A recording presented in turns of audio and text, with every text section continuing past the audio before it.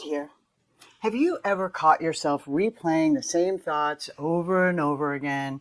Regret or shame or fear? Like a broken record just won't stop? Maybe you've whispered to yourself, I should have done this differently. I can't believe I let that happen. Or I'll never move forward. Well, friend, if you've ever felt stuck in feelings that don't serve you, you're not alone. I know what it's like to carry emotions that seem to dictate your worth and your future. But here's the truth. Your feelings are real, but they're not always telling you the truth. And today we're going to talk about how to overcome the feelings that are holding you back so you can step into the future God has for you. So, first of all, let's recognize the feelings that don't serve you. For so many of us, the words that come up are shame or regret, fear, grief, even self-hatred sometimes. Maybe you've said things like, God, am I broken? Or I feel unworthy of lasting love? Or even, I'll never be free of this. But let me remind you, feelings are not facts. They're signals, like warning lights on your car, right? The dashboard tells us something needs attention. But feelings don't define who we are. The challenge is the lies behind the feelings. Feelings that don't serve us are often rooted in lies we believed. Lies like, well, because of my past, I can't have a future. God forgives other people, but he couldn't possibly forgive me. Or things like, this pain, this will never go away. But here's the truth. God's word tells us that we're forgiven, loved, and made new. And Romans 8:1 says, there is now no condemnation for those who are in Christ Jesus. And that means your past does not get the final say. God does. So then we have to replace what doesn't serve us with what does. So how do we move from feelings that destroy us to ones that actually serve us? Well, we have to replace them. Here are 3 steps that you can begin today. Number 1, name it out loud. Call it out. Say, this is shame, this is fear, this is regret. Bringing it into the light takes away its secret power. Challenge it with the truth. Find a verse or an affirmation that directly confronts the lie. For example, I am forgiven and set free. My past does not define me. And every day release it to God. This isn't just a one and done. Sometimes it's daily, sometimes hourly. Practice saying, Lord, I give you this feeling. I want your peace. You are the Prince of Peace, Lord. Next, we can choose hope over survival mode. So many of us live in what I call survival mode, just trying to get through the day, carrying these feelings that don't serve us, panic, guilt, pressure. But God is inviting you into thriving mode. And that's when you start to see your story not as an anchor dragging you down, but as a testimony lifting you up. And it lifts others up that way too. And I can speak about this firsthand.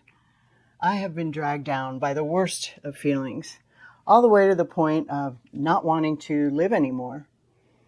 And for a while, it may even feel like you're faking it. You know that phrase, fake it to make it?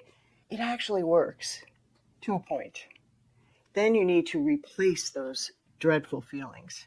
When I started declaring scripture out loud, I am a child of the God Most High.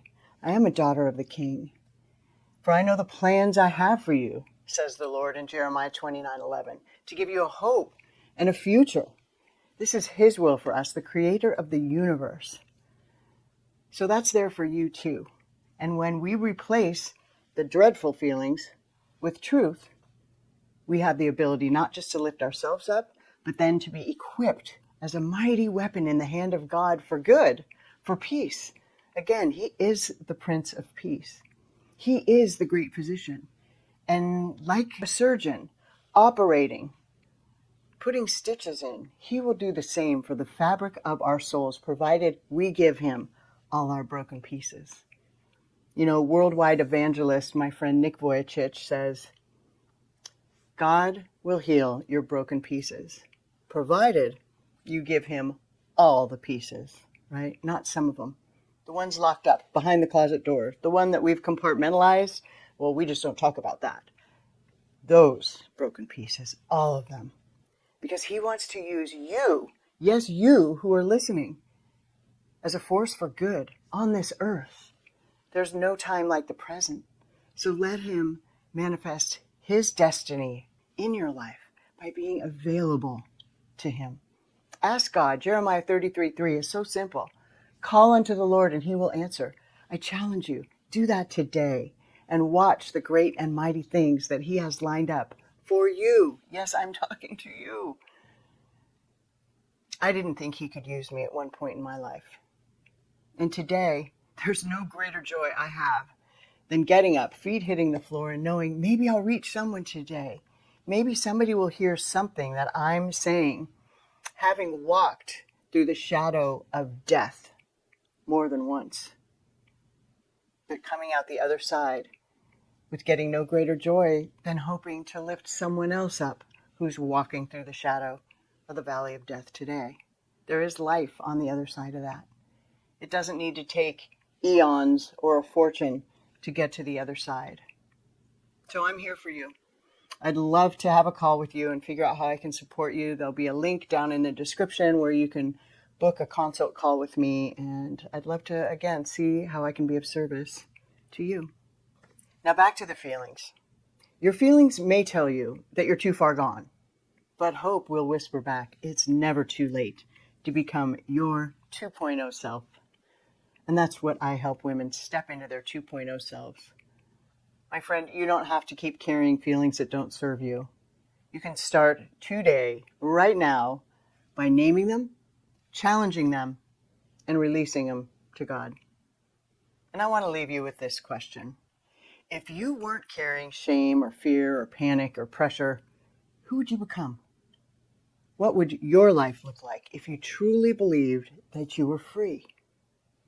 You know, in our next episode, we're going to take this even deeper and talk about how to rewrite the story you're feeling and the story you're telling yourself. Because overcoming it isn't just about letting go, it's also about embracing something much better. So don't miss it. Until then, remember, you are forgiven and you are stronger than your feelings. And if no one told you today, just remember, you are beloved.